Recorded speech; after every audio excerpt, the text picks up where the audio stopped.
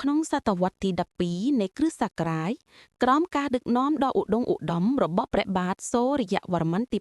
2ការកសាងព្រះមហាប្រាសាទអង្គរវត្តបានប្រព្រឹត្តទៅយ៉ាងមហោឡារឹកថ្មរាប់លានដុំត្រូវបានដឹកជញ្ជូនពីភ្នំគូលែនឆ្លងកាត់ទន្លេសៀមរាបមកកែច្នៃជាព្រះវេរដំណាក់នៃព្រះវិស្ណុគ្រប់ទិសទីនៃទីក្រុងយេសូធរពុរៈសំឡេងញញ័រនិងចម្លាក់បានលាន់ឮរំពងឆ្លុះបញ្ចាំងពីសេចក្តីជ្រះថ្លាដ៏ខ្ពង់ខ្ពស់របស់ប្រជារាស្ត្រខ្មែរជញ្ជាំងប្រាសាទបានចាប់ផ្ដើមលេចជារូបរាងឡើងអែមដោយចម្លាក់រឿងទេវកថានានាដែលបង្ហាញពីសង្គ្រាមរវាងទេវតានិងអសុរៈចម្លាក់ទាំងនោះពុំមែនត្រឹមតែជាសិល្បៈឡើយតែជាកញ្ចក់ឆ្លុះបញ្ចាំងពីជំនឿនិងសេចក្តីក្លាហានរបស់បុព្វបុរសខ្មែរព្រមទាំងអាចកំបាំងដែលលាក់កប់ក្នុងជម្រៅទឹកចិត្តមនុស្សនៅកណ្ដាលចំណោមក្រុមជាងចម្លាក់និងកម្មកររាប់ពាន់នាក់មានយុវជនម្នាក់ឈ្មោះកាឡាដែលជាកូនជាងថ្មីថ្មោងភ្នែករបស់កាឡាតែងតែសម្លឹងទៅកាន់ចម្លាក់ប្រយុទ្ធដ៏រស់រវើកនៅលើជញ្ជាំងប្រាសាទរូបភាពវីរបុរសកាន់ដាវប្រយុទ្ធជាមួយនឹងយក្សបានឆក់យកអារម្មណ៍របស់គេហាក់បីដូចជាទាក់ទាញគេឲ្យចូលទៅក្នុងសមរភូមិនោះផ្ទាល់រាត្រីមួយកាឡាបានយល់សប្បុរសឃើញខ្លួនឯងឈរនៅកណ្ដាលវាលរៀបដ៏ធំល្វឹងល្វើយពាក់អាវសឹកនិងកាន់ដាវមុតថ្លាជុំវិញខ្លួនគេមានទាហានរាប់មិនអស់កំពុងប្រយុទ្ធគ្នាគេមានអារម្មណ៍ថា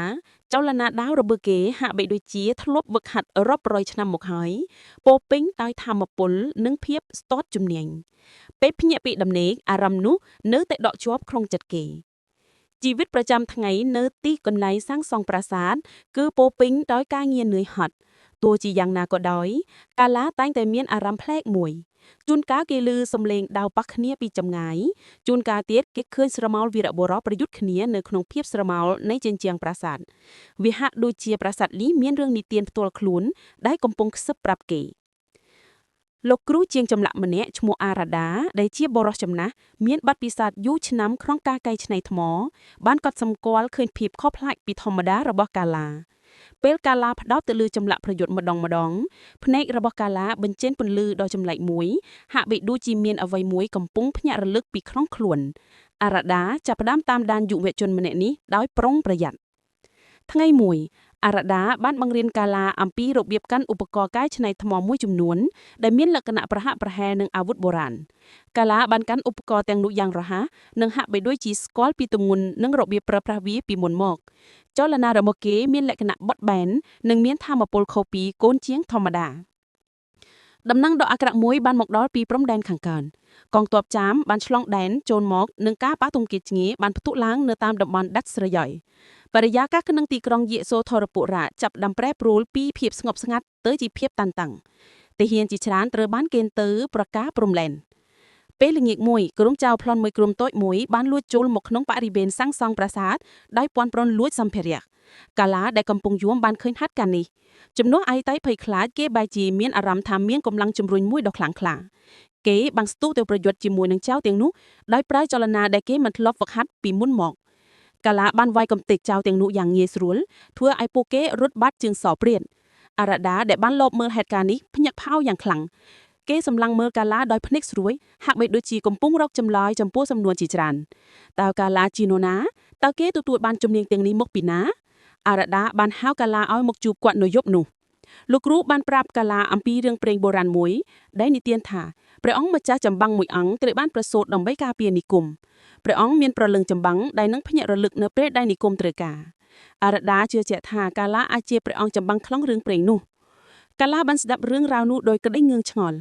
អារម្មណ៍ចម្លែកដែលគេធ្លាប់មានព្រមទាំងសុបានឃើញខ្លួនឯងជាចម្បាំងឥឡូវហាក់បីដូចជាមានន័យឡើងគេចាប់ផ្ដើមដឹងថាខ្លួនគេមិនមែនត្រឹមតែជាកូនជាងសាងសង់ប្រាសាទធម្មតាឡើយតែជាអ្នកដែលមានវាសនាភ្ជាប់ទៅនឹងវាសនារបស់និគមអារ៉ាដាបានចាប់ផ្ដើមបង្រៀនកាឡានៅសិល្បៈយុទ្ធនបុរាណដែលទើបបានលាក់កប់ជាយូរមកហើយការវឹកហាត់នោះពុំមែនគ្រាន់តែជាការរៀនបច្ចេកទេសឡើយតែជាការដាស់នៅកម្លាំងដែលនៅស្ងាត់ក្នុងខ្លួនកាឡាគេបានរៀនពីរបៀបប្រដៅលំពាំងនិងធ្នូក្នុងរយៈពេលដ៏ខ្លីហាក់បីដូចជាគេធ្លាប់បានចេះពីមុនមក ក្នុងអំឡុងពេលវឹកហាត់អារ៉ាដាបានប្រគល់ដាវបុរាណមួយដល់កាឡាដែលមានឆ្លាក់រូបទេវតាចម្បាំងដាវនោះហាក់បីដូចជាមានព្រលឹងរបស់វាផ្ទាល់ខ្លួនពេលកាឡាកាន់វាគេមានអារម្មណ៍ថាមានថាមពលដ៏មហាសាលហូរចូលក្នុងខ្លួនកាឡាបានស្ដុតថានឹងប្រើប្រាស់កម្លាំងនេះដើម្បីការពារនិគម